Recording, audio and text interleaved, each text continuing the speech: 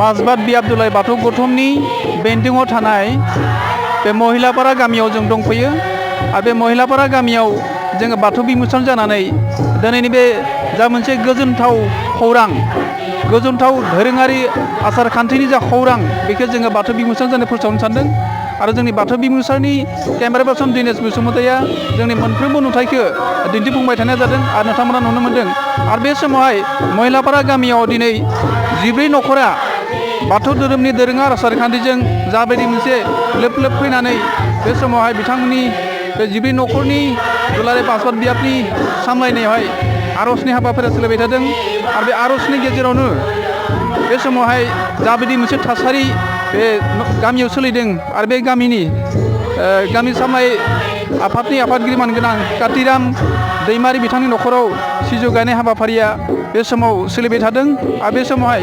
आर'जनि जा हाबाफारि बे आर'जनि हाबाफारिखौ मोनसे माजबाद बियाब दुलाय बाथौ गौथुमनि सामलायनायाव जा मोनसे आब्रुथिखौ रैखा लाखिनानै 1500नि बांसिन बाथौ सिबियारि आर'ज हानजा रिंगु दामसा लानानै जाबायदि मोनसे आर'जनि थासारि होनानै मोनसे आब्रुथि लाखिनानै जा आर'जनि हाबाफारि सोलिबाय थादों बेखौ नोंथांमोना नुनो मोन्दों आरो जोंनि मोनफ्रोमबो नुथायखौ जोंनि केमेरा पार्सन दिनेश बसुमतारिया दिन्थिफुंबाय थानाय जादों आरो नोंथांमोना नुनो मोन्दों जे माजबाद बियाब दुलाय बाथौ गौथुमनि बेन्दोङाव थानाय बे महिलापारा गामिनि गामि आफादनि आफादगिरि मानगोनां कातिराम दैमारि न'खराव बे समावहाय आर'जनि हाबाफारिया सोलिबाय थादों आरो बे आर'जनि हाबाफारिनि गेजेरजोंनो जा सिजौ गायनाय हाबाफारि बे सिजौ गायनाय हाबाफारिखौ नोंथांमोना जोंनि स्क्रिनाव नुबाय थादों आरो जोंनि मोनफ्रोमबो नुथायखौ जोंनि केमेरा पार्सन दिनेश बसुमतारिया नोंथांमोनखौ दिन्थिफुंबाय थानाय जादों आरो बे समावहाय जेरै उदालगुरि जिल्लानि सिङाव थानाय माजबाद बियाब नि बेन्दोङाव बे महिलापारा गामिया 70 न'खर दं बे 70 न'खरनि मादावहा दिनै 14 न'खरा सानसेयावनो बेबायदि धोरोम सिबिनायनि गोसो गुदुं लानानै जा सिजौ गायनाय हाबाफारि लादों बेखौ जों बाख्नायदों आरो जोंनि गासैबो धोरोम सिबियारि बिथांमोनाबो निस्सय गोजोननाय मोनगोन आरो गोजोननायखौ मोनसे फोरमायगोन दिनै बे समावहाय जाबायदि मोनसे